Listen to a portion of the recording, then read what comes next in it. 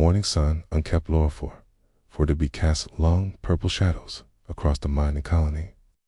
Captain Lee Jin-ho stood at the observation deck, watching the daily shift change through the reinforced glass. 200 humans and dozens of alien workers moved between the buildings like tiny ants. The colony had become his home for 3 years now, and he knew every face that passed below. Dr. Park Soman rushed into the command center, her tablet glowing with urgent readings. Her black hair was messy from running, and sweat beaded on her forehead despite the cool morning air. She had been working in the atmospheric research lab since before dawn.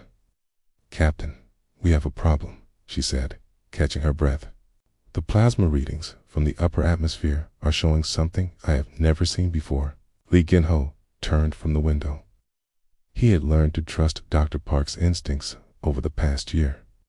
She was the best xenobiologist in the outer colonies, and her research on plasma phenomena had saved them from 3 smaller storms already. "Show me," he said, moving to the main display screen. Dr. Park touched her tablet, and the screen filled with swirling colors. Red and orange lines danced across, a map of their planet.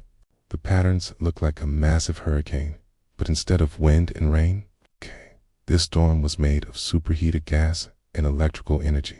Its plasma storm is different from anything in our records, Carter Park explained, pointing to the brightest areas on the screen. "It is 3 times larger than the biggest storm we have seen. The electromagnetic radiation will be strong enough to kill any living thing on the surface." Lee Jin-ho studied the data carefully. The storm was moving toward them like a slow-moving wall of death. "How long do we have?" 6 hours until it reaches us. Maybe 7, if we are lucky. The captain activated the colony-wide communication system. His voice echoed through every building, workshop, and tunnel. "All personnel, this is Captain Lee Jin-ho. We have a code red atmospheric emergency. All surface operations must stop immediately. Began evacuation procedures to the underground bunkers. This is not a drill." Throughout the colony, humans and aliens began moving with practiced efficiency. The Vorthok workers, with their crystal-like bodies, moved in perfect formation toward the bunker entrances. Their logical minds processed the emergency without emotion or panic. The Melody beings, made of living gas, simply flowed through the air vents directly into the protected areas. But the humans were different. They helped each other, checked on neighbors, and made sure no one was left behind. Lee Jin-ho had always been proud of this human trait, even when it slowed down their emergency procedures. In the residential section, Kim Tae-sung was packing emergency supplies when he heard his 8-year-old daughter crying. He rushed to her room and found her searching frantically under her bed. "Daddy, I cannot find Whiskers anywhere," she sobbed. "She was here when I went to sleep, but now she is gone." Soon knelt beside his daughter. Whiskers was a small, orange cat, one of only 3 Earth cats brought to the colony for biological research. The cat had become his daughter's best friend during their 2 years on Kepler 4 for to be. "When did you last see her?" he asked gently. "This morning when the alarms started. She got scared and ran away. I think she went toward the mining tunnels." Kim Tae-sung felt his heart sink. The mining tunnels were the most dangerous place to be during a plasma storm. The tunnels went deep into the planet's surface, but their openings would channel the storm's energy like a funnel. He activated his communication device. "Security, this is Kim Tae-sung in residential blocks. See, we have a missing cat that may have gone into the mining tunnels." The response came back immediately. "All tunnel entrances are being sealed in 30 minutes. No exceptions." Kim Tae-sung looked at his daughter's tear-filled eyes. He had to try something. "I need to speak with Captain Lee Jin-ho."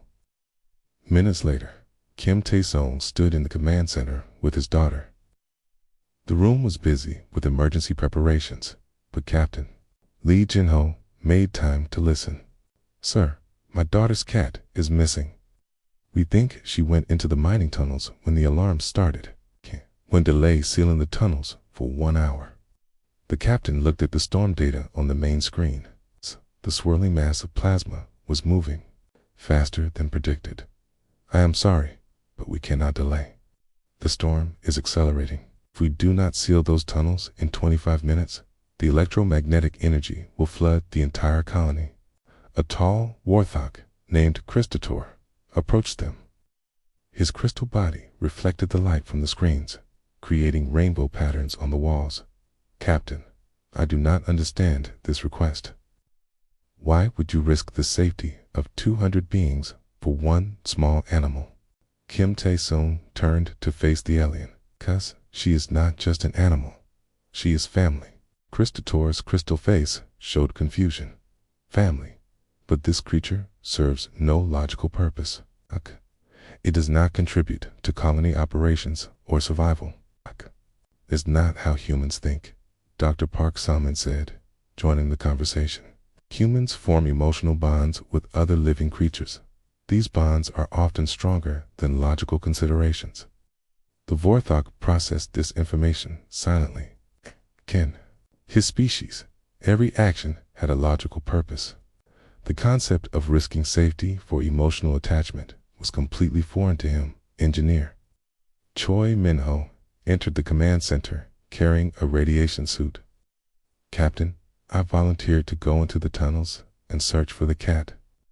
This suit should protect me from the initial plasma exposure." Dr. Park examined the suit's specifications on her tablet. Her expression grew worried. "Minho, this storm is different. The plasma composition will overload the suit's systems within minutes. The electromagnetic interference will also make communication impossible."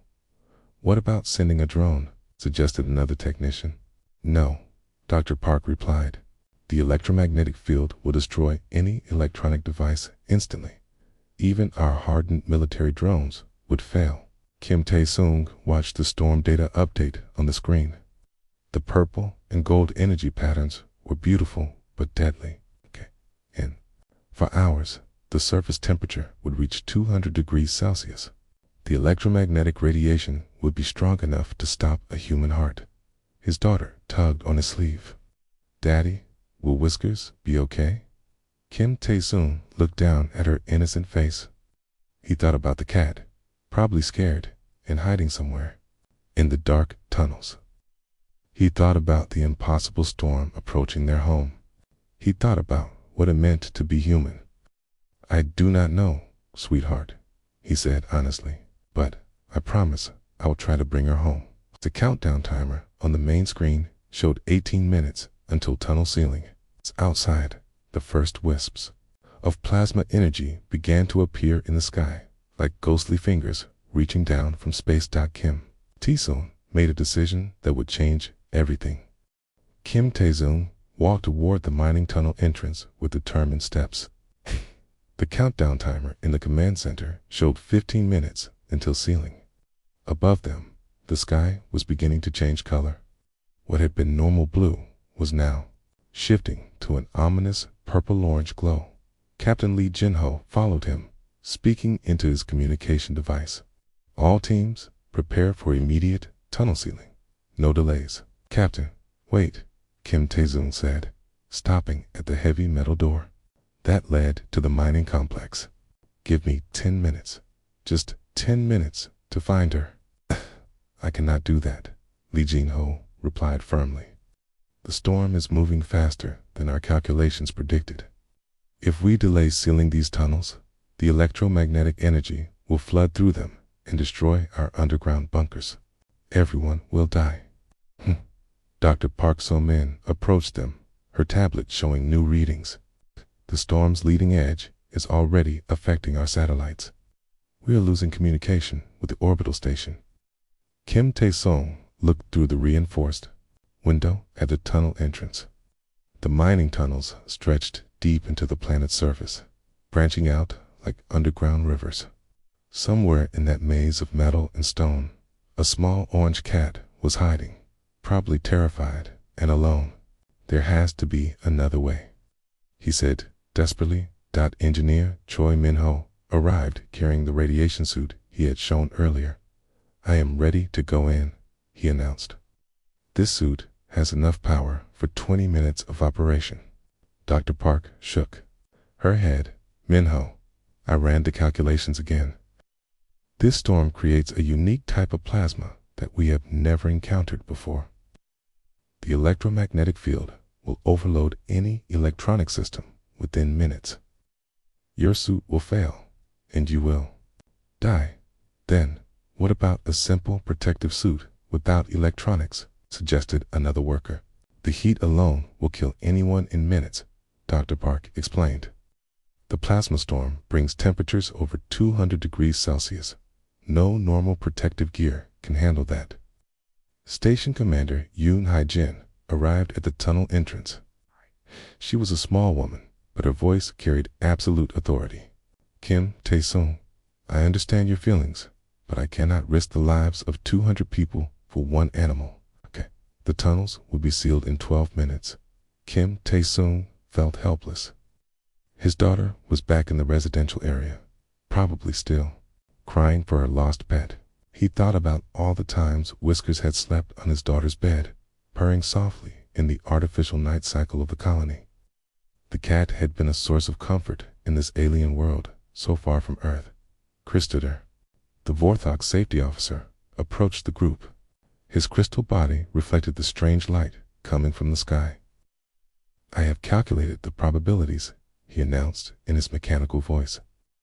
"The survival chance for any organic being on the surface during this storm is 0%.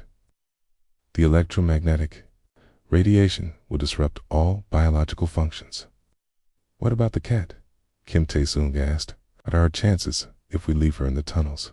Christor processed this question for several seconds. "The tunnels will provide some protection from direct plasma exposure, but the temperature and radiation will still be fatal. Survival probability is 0.003%. Kim Tae-sung stared at the alien. "You are telling me she has no chance at all, correct? This is why I do not understand human behavior. You are considering risking your life for a creature that cannot survive regardless of your actions." Dr. Park looked at her tablet again. The storm readings were getting worse by the minute. Electromagnetic interference is already affecting our equipment. We need to get everyone into the bunkers now. Commander Yoon Hae-jin activated the colony-wide communication system. "All personnel, final evacuation order. Report 2 underground bunkers immediately. Surface operations cease in 10 minutes. Throughout the colony, the last workers were sealing equipment and securing loose materials. The Vorthok moved in perfect lines toward the bunker entrances, the logical minds accepting the situation without question. The Melody had already dissolved into the air filtration systems, seeking the deepest parts of the underground complex, but Kim Tae-sung remained at the tunnel entrance, watching the countdown timer. 9 minutes, 8 minutes, 7 minutes. "Teddy, did you find Whiskers?" His daughter's voice came through the communication system from the residential bunker. Kim Tae-sung closed his eyes. How could he explain to an 8-year-old that sometimes there was nothing you could do? How could he tell her that the universe was a cruel place where small, innocent creatures died alone in the dark? "I am still looking, sweetheart," he said, into his communication device. Engineer Choi Min-ho was still studying the radiation suit. "What if we modified it, removed all the electronic components, and just used it as basic protection?" Dr. Park ran quick calculations on her tablet. Even without electronics, the suit would only protect someone for maybe 3 minutes in that environment. The plasma energy would heat the metal components until they burned through the protective layers. "What about multiple people taking turns?" suggested another worker. "The electromagnetic field would disrupt radio communication," Dr. Park explained. "No one could coordinate the rescue. Each person would die before accomplishing anything." Kim Tae-sung listened to all these discussions, but his mind was working on a different problem. He was thinking about human evolution. about how his species had survived ice ages, volcanic eruptions, countless natural disasters on Earth. Humans had evolved to be tough, adaptable, and stubborn. "What exactly kills you in a plasma storm?" he asked Dr. Park. "Multiple things," she replied. "The heat burns your skin and organs. The electromagnetic radiation disrupts your nervous system. The electrical energy can stop your heart, and the plasma itself destroys living tissue on contact." Kim Tae-sung nodded slowly. "But what if someone could protect themselves from the electrical energy? What if they could ground themselves?" Dr. Park looked confused. "What do you mean?"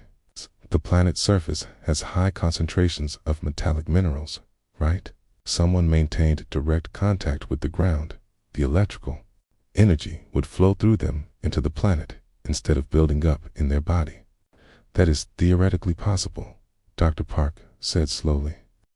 "But they would need direct skin contact with the ground, and they would still face the heat and radiation. How much heat can a human body handle? Okay? In extreme conditions, humans can survive temperatures up to 70 degrees Celsius for short periods. But this storm will be much hotter." Kim Tae-sung thought about human endurance records, marathon runners in desert conditions, firefighters walking through burning buildings, soldiers surviving in impossible situations through pure willpower. The countdown timer showed 4 minutes. Commander Yoon Hae-jin was becoming impatient. "Everyone needs to get to the bunkers now. This discussion is over." Kim Tae-sung looked at his reflection in the tunnel door's window. He saw a man who had brought his family to this distant planet, seeking a better life. A man who had promised his daughter they would take care of each other in this strange new world. "Commander," he said quietly, "what if I told you there was a way to survive the storm?" "I would say you were crazy," she replied immediately. Kim Tae-sung began removing his boots. "Maybe, but I am going to try anyway." The countdown timer showed 3 minutes. Kim Tae-sung made his impossible choice. Part 3. Walking through lightning. Kim Tae-sung stood barefoot on the cold metal floor of the tunnel entrance. His boots lay beside him, along with his jacket and all his electronic equipment. He wore only a simple shirt and pants, preparing to face a storm that could kill him in seconds. "You cannot be serious," Commander Yoon Hae-jin said, staring at him in disbelief. "This is suicide." "Maybe," Kim Tae-sung replied, flexing his toes against the floor. "But I have to try." The countdown timer showed 2 minutes until tunnel ceiling.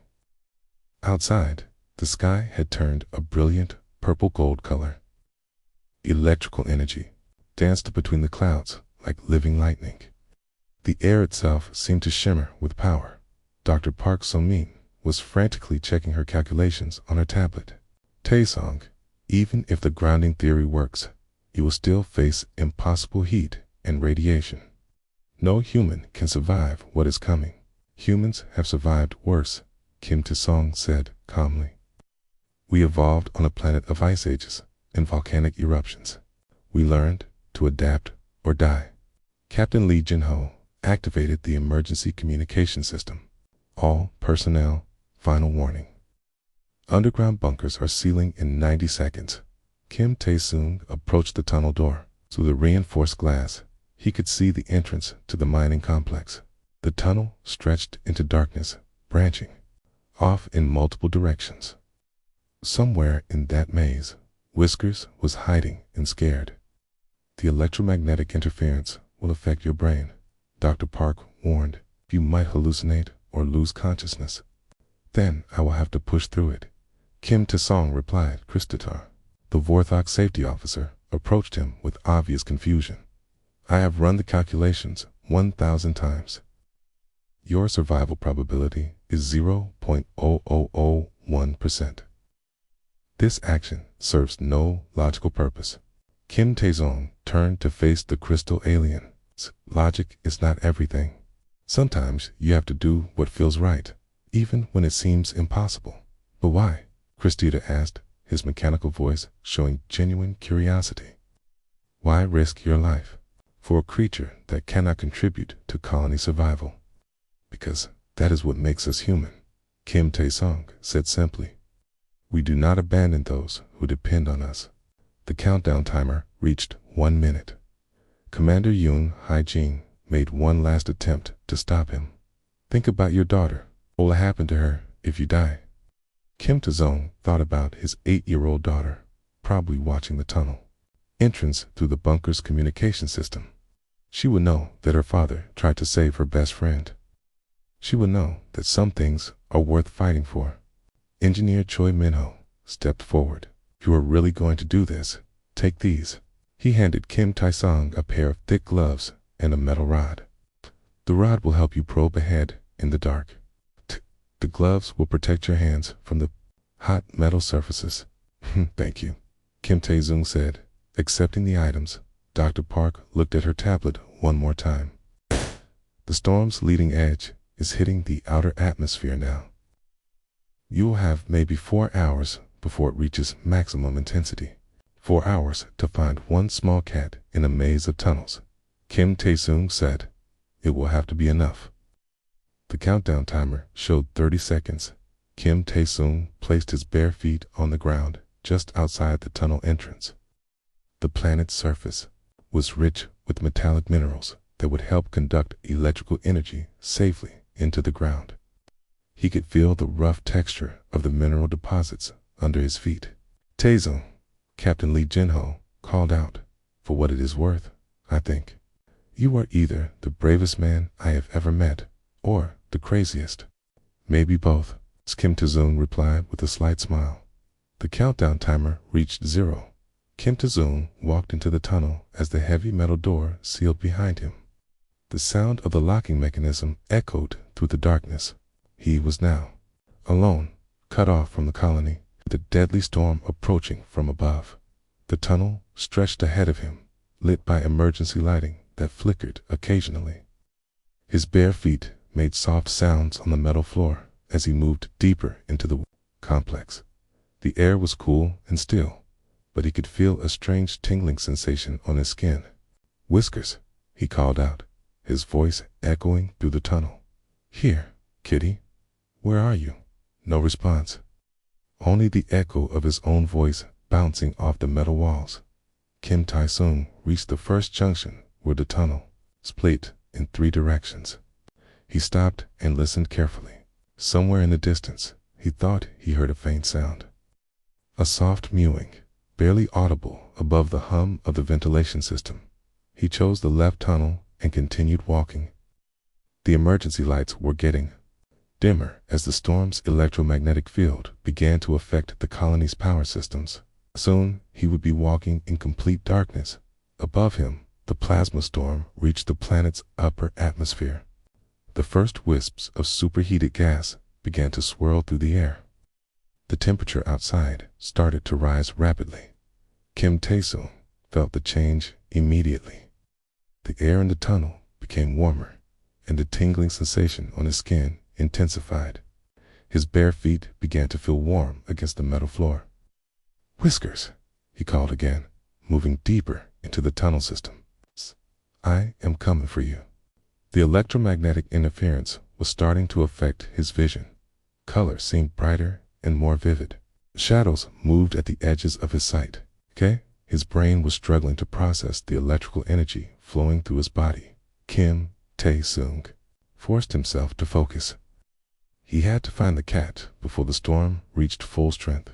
He had to prove that humans could do the impossible when they had something worth fighting for. The tunnel branched again, and this time he heard the mewing sound more clearly. It was coming from the right passage, deeper into the mining complex. He quickened his pace, ignoring the growing heat and the strange sensations in his head. Behind him, the tunnel entrance was now glowing with purple light as the plasma storm began to enter the upper levels of the tunnel system. The temperature was rising fast. In the underground bunkers, the alien observers watched in amazement as one human walked deeper into what should have been certain death. Whiskers. Kim Tae-sung called out again, his voice stronger now. I am coming for you, little one. The sound of mewing grew louder. He was getting closer. Kim Taizong pressed forward into the growing heat and chaos, driven by a determination that defied all logic. The storm raged around him, but he kept walking, 'cause that was what humans did. They never gave up on those they loved, even when it seemed impossible. Especially when it seemed impossible. Kim Taizong moved deeper into the tunnel system as the plasma storm reached its full fury above ground. The emergency lights flickered and died one by one, leaving him in almost complete darkness. His bare feet, now burned and bleeding, continued to provide the electrical grounding that kept him alive. The temperature had risen to unbearable levels. Sweat poured from his body, and his breathing became labored in the superheated air. The electromagnetic interference was making his vision blur and creating strange sounds in his ears. Sometimes he thought he heard voices calling his name, but he knew they were just hallucinations. "Whiskers," he called out again, his voice now hoarse from the hot air. "Where are you, little one?" The mewing sound was definitely closer now. It seemed to be coming from a collapsed section of tunnel about 50 meters ahead. Kim Taizong used the metal rod to feel his way forward, testing each step carefully in the darkness. His human body was doing something remarkable. His cardiovascular system was working overtime to pump blood to his vital organs, while his skin released heat through constant sweating. His nervous system was adapting to the electrical interference, finding new pathways to keep his brain functioning in the underground bunkers. The alien observers watched the remaining sensor readings with fascination and disbelief. At the Vorthok, scientists calculated that Kim Taizong should have died 20 minutes ago, yet the heat signatures showed he was still moving deeper into the tunnel system. "How is this possible?" Christopher asked Dr. Park Soman, his crystal body reflecting the dim emergency lighting in the bunker. "Humans evolved on a dangerous planet," Dr. Park explained, never taking her eyes off the sensor readings. "We developed the ability to survive in extreme conditions through adaptation and pure stubbornness. But the electromagnetic radiation should have stopped his heart," a Maladi observer commented, its gaseous form swirling with confusion. "Human hearts are stronger than you think," Dr. Park replied. "And human determination is something that cannot be measured or calculated." Back in the tunnels, Kim Taizong reached the collapsed section. Chunks of metal and stone blocked most of the passage, but there was a small opening near the bottom. The mewing sound was definitely coming from beyond the debris. "Whiskers," he called softly. "Is that you?" A weak mewing answered him. The cat was alive, but trapped somewhere in the rubble. Kim Taizong knelt down and began moving rocks and metal pieces with his burned hands. Each movement was agony, but he forced himself to continue. The plasma storm was reaching its peak intensity, and the air around him shimmered with deadly energy. "I am coming, little one," he whispered. "Just hold on a little longer." As he worked, the electromagnetic interference with his brain became stronger. He began to see things that were not there. Sometimes he thought he saw his daughter standing beside him, encouraging him to keep going. Sometimes he saw his wife, who had died in an accident 2 years ago. Reaching out to help him move the debris, Kim Taizong knew these were hallucinations, but they gave him strength. He continued digging through the rubble, ignoring the pain in his hands and the burning sensation on his skin. After what felt like hours, he created an opening large enough to crawl through. On the other side, he found a small chamber where Whiskers had taken shelter. The orange cat was huddled in the corner, scared and hurt, but very much alive. "There you are," Kim Taizong said gently, reaching out to the frightened animal. "I have been looking everywhere for you." Whiskers looked at him with wide green eyes. The cat was injured. Her left front paw was bleeding, and she was breathing heavily. But she recognized Kim Taizong and made soft mewing sounds as he approached. "It is okay," he said, carefully picking up the cat. "I am going to take you home." Kim Tae-sung removed his shirt and wrapped Whiskers in it, trying to provide whatever protection he could from the intense heat and radiation. The cat pressed against his chest, seeking comfort and warmth despite the terrible conditions around them. Now came the hardest part. Kim Tae-sung had to carry the injured cat back through the tunnel system while the plasma storm raged at its full intensity. The return journey would be even more dangerous because the storm had been building energy for hours. He began the long walk back toward the tunnel entrance, moving carefully in the darkness. His bare feet were now so badly burned that every step was torture, but he continued moving forward. The cat in his arms was the only thing that mattered now. The electromagnetic interference was getting worse. Kim Tae-sung began to lose track of time and direction. Sometimes he thought he was walking in circles. Sometimes he forgot where he was or why he was there. But whenever he looked down at the small cat in his arms, his purpose became clear again. "Almost there," he whispered to Whiskers. "Just a little further." The tunnel walls were now glowing with plasma energy. The temperature had reached levels that should have killed any living thing, but Kim Tae-sung's body continued to adapt. His sweat glands worked at maximum capacity to cool his core temperature. His heart pumped with incredible strength to keep blood flowing to his brain. In the bunkers, Dr. Park was monitoring the storm's intensity on her tablet. "The plasma storm is reaching its peak," she announced. "Surface temperature is now over 250 degrees Celsius. And he is still alive?" asked Commander Yoon Hae-jin. "The sensors show movement heading back toward the tunnel entrance," Dr. Park confirmed. "I do not know how, but he is still moving." Kristader processed this information with growing amazement. This defies all known biological limitations. How can one human survive what will kill an entire army? "'Cause he is not just surviving," Dr. Park said quietly. "He is protecting something he loves that gives humans strength beyond anything your calculations can measure." Kim Tae-sung finally saw light ahead. Not the purple glow of plasma energy, but the white light of the tunnel entrance. His legs almost gave out with relief, but he forced himself to keep walking. The sealed tunnel door was just ahead. Beyond it lay safety, medical treatment, Candace's daughter waiting to be reunited with her beloved pet. Kim Tae-sung reached the door and collapsed against it, still clutching Whiskers protectively. He had done the impossible. He had walked through a plasma storm and survived, but more importantly, it kept his promise to never abandon those who depended on him. The rescue was complete. The heavy tunnel door slid open with a mechanical hiss. Kim Tae-sung stumbled through the entrance, his burned body barely able to stand. In his arms, wrapped in his torn shirt, Whiskers lay quietly but alive.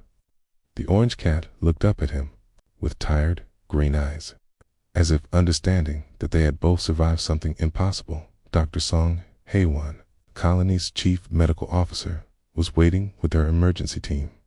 She had been monitoring Kim Tae-sung's approach through the last functioning sensors.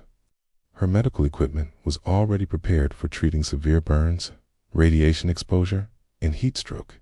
"Get him to medical bay immediately," Dr. Song ordered, as Kim Tae-sung collapsed to his knees just inside the door. "The cat," Kim Tae-sung whispered, his voice barely audible. "Take care of the cat first." The Song looked at the small animal in his arms. Whiskers was injured, but alert. The cat had survived for hours in a plasma storm that should have killed any living creature within minutes. "We will take care of both of you," Dr. Song promised, helping Kim Tae-sung onto a medical stretcher as the medical team rushed him toward the underground medical facility. Word spread quickly through the bunkers. The impossible had happened.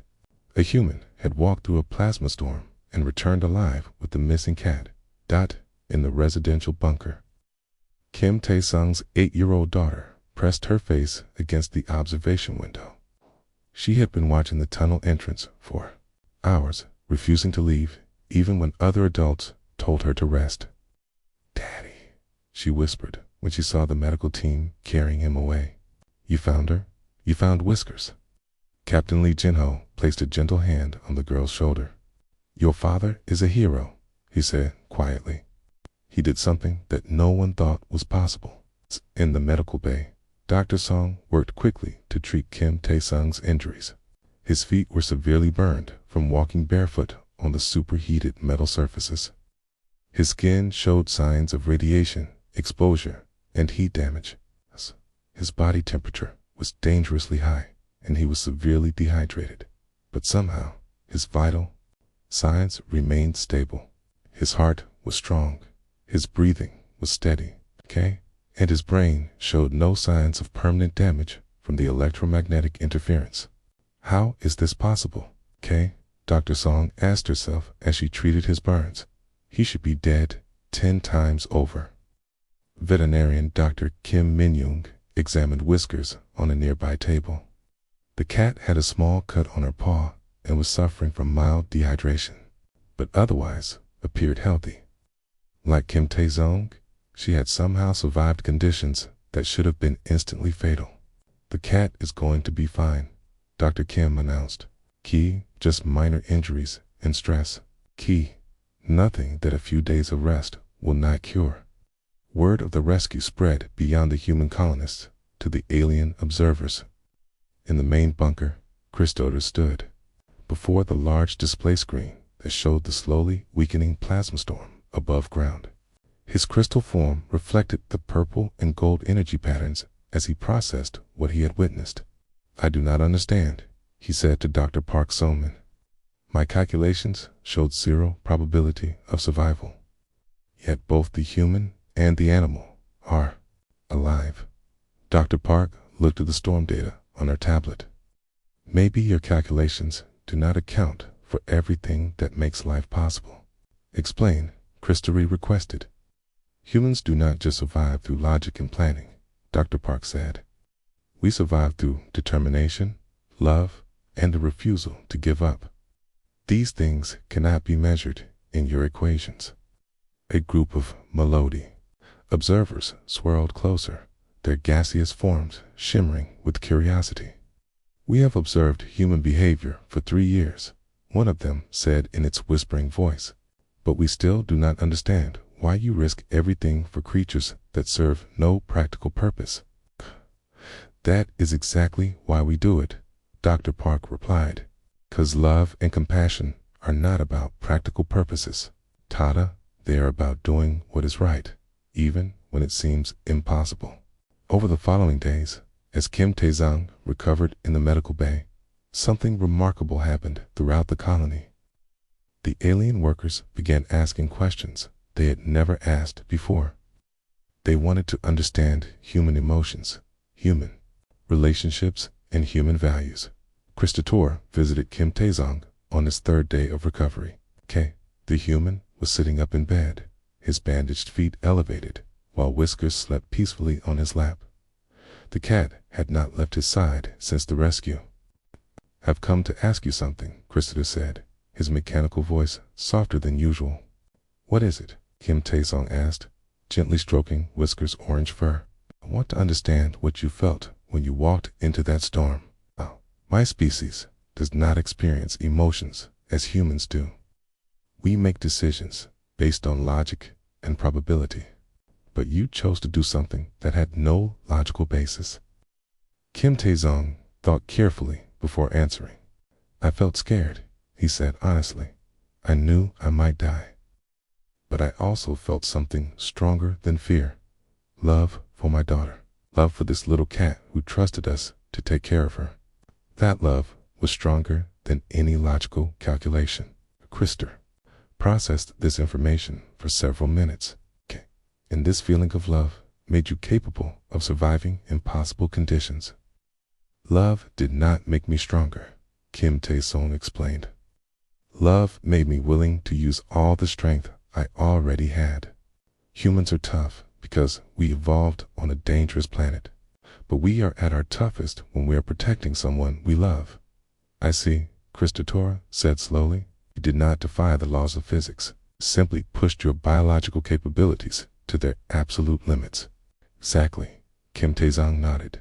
And I was willing to do that, because some things are worth any risk. Dr. Park Soman entered the medical bay with Kim Taesung's daughter, who had been allowed to visit for the first time since the rescue. The little girl ran to her father's bedside and carefully hugged him, mindful of his bandages. Thank you for bringing Whiskers home, she whispered, as Kim Taezung held his daughter with one arm and petted the sleeping cat with his other hand. Stute watched the scene with growing understanding. The Vorthog had spent his entire life making decisions based on calculations and probabilities. But he was beginning to see that the most important things in life could not be calculated. 2 weeks later, when Kim Taesung had fully recovered, in return to his normal duties, Christor approached Dr. Park with an unusual request. Would like to learn how to care for a pet. The crystal being announced. Dr. Park looked surprised. A pet? But Vorthog do not form emotional attachments.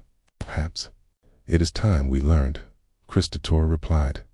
I have watched how the small cat brings comfort to the human child. I have observed how caring for another living being makes humans stronger, not weaker. I want to understand this phenomenon.